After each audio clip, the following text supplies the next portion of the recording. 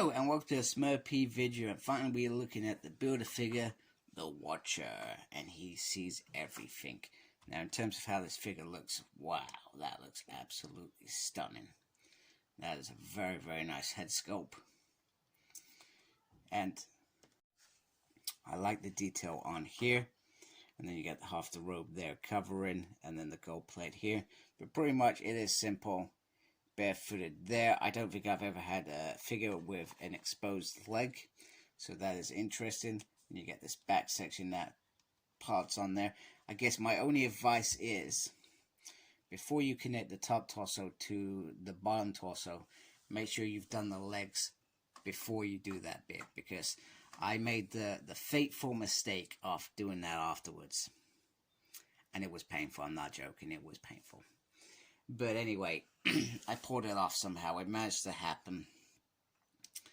And here we are. Now, in terms of size, I guess my size would be the only thing that I would be concerned with. So I'm just going to bring in Heist Nebula. So if she is almost at the lower torso of him.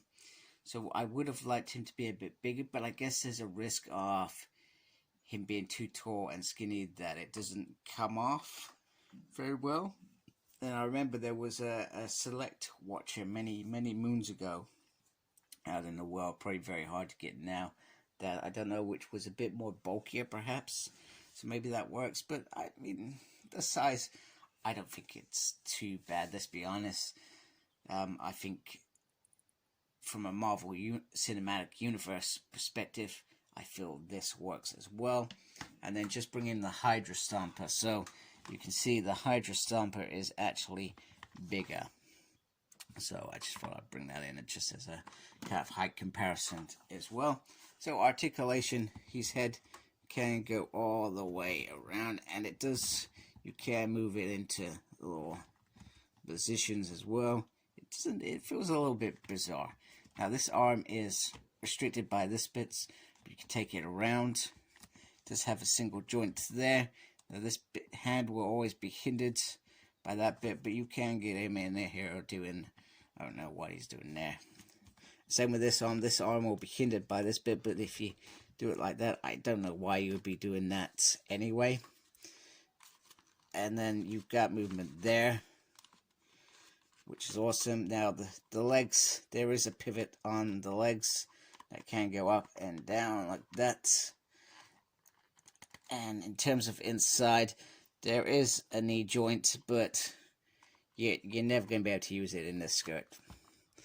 And I'm not sure if there's a swivel there either. And another thing that I would say is, it is sometimes hard to move those legs within that skirt to get them into, I don't know, a position that you want to use.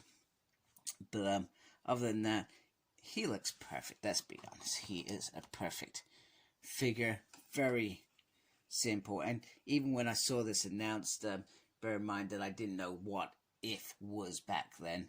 I thought, actually, that is a really good release, and I may have to dabble just to get the Watcher, because even though generally my main collection is X-Men, I thought, he's popped up many times in the X world saying, hey, what are you fools doing? Especially you, Hank McCoy.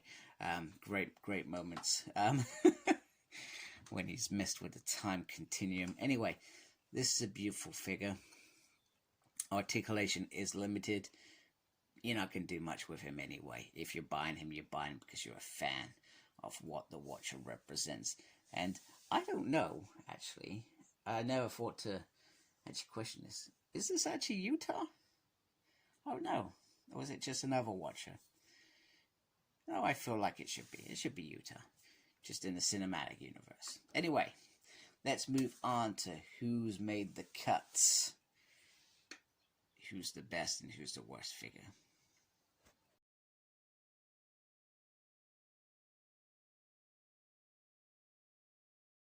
So I've always said that this was quite a solid wave in terms of releases. So this is my, I guess, worst to best figure of the wave. I'm not going to include the Build-A-Figure or the great Hydra Stomper as well.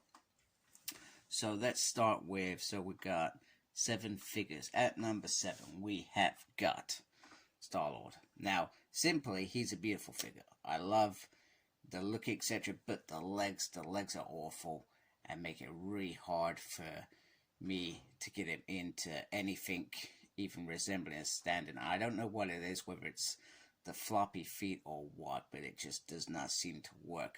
Other than that, if he could stand up, etc., I still feel like there are better figures than him, which is actually hard to say. Next up is Sylvie. Now, even though I feel she shouldn't be in this wave, she is decent. She comes with decent accessories. She comes with this cloak. The articulation is restricted by the cloak, which means she gets dropped down. It would have been better if they did something better, but the cloak is flawless. This is what she wore, etc. So it is pretty decent, and she is a decent figure, and I love the character. So there we go. I forgot what number I'm at. Then we have Heist Nebula. Heist Nebula is absolutely a sensational figure. It looks absolutely gorgeous and has great articulation, has a brilliant gun host, has great articulation and extra hands, and they've done a fabulous job. So she is in there. Right, next up. Now this is a hard one. Damn it, I'm going to have to go with Zombie Hunter Spider. Now, once again, very difficult decision. He comes with everything he should do. He has an amazing animated Tom Holland head. He looks exactly like the animated version of himself. He comes with a cloak. He has a spider costume. If you don't have a Tom Holland Spider-Man, you could simply get this and put this into your collection as well. There are lots of reasons why this is in the top 4. And then next up we have Captain Carter. Now, Captain Carter is a gorgeous figure. It's absolutely flawless how good looking this figure is. In fact, I'm actually thinking that the biggest letdown is that she only has one set of hands. She doesn't have extras or anything like that. So, in fact, in reality, actually, I'm swapping it around. This is going before Spider-Man. Spider-Man is going there because Spider-Man has lots of accessories. He has everything, whereas she is reduced to just these. However, she is a gorgeous figure. Haley Atwell should be proud of how well she looks as a figure. It looks absolutely brilliant. Just look at that, it's gorgeous. Right, that's going there. Right, so who is the winner? The winner has to be Zombie Cap. It has to be Zombie Cap. Although Evil Doctor Strange is absolutely immense. He is sensational. I mean, just look at that head sculpt. It is absolutely phenomenal how that looks like what we saw on the screen. He has a beautiful outfit. He has a hand that can do wizardry stuff, even though he's not a wizard. A wizard? No, he's not. I forgot what they called. And he has this stunning, absolutely stunning cloak, which looks absolutely beautiful. So that is going there. And then our winner is Captain America Zombie version, because hot damn, this figure looks gorgeous. Look at that. He even comes with the actual shield. And I was surprised when I rewatched the episode how animated this Captain America was. So I guess in reality, the only thing that he could do, that they could have done to make this figure better, was add in some more blood. But I see that they have tried, and potentially having it so that the top half and the bottom half separate. I don't know, there's some wiggly worms or something in there that could pop out as guts, etc. Those are the only things that I would say that they could actually change. Other than that, he is number 1. So Star-Lord at 7, Sylvie at 6, at 5 Heist Nebula, at 4 we have Captain Carter, at 3 we have Zombie Hunter Spider-Man, at 2 we have Evil Doctor Strange, and at number 1 we have Zombie Cap. So anyway, I hope that helps you think about this wave, whether you want to get the wave, etc. I love the Watcher. Articulation is limited, especially on the lower body, but hey, it is what it is. He just stands and watches, right? So what more could you want? Anyway, if you like my review, I appreciate you supporting me by subscribing, and thank you very much. Take care of yourself. Embrace the geekiness. Goodbye.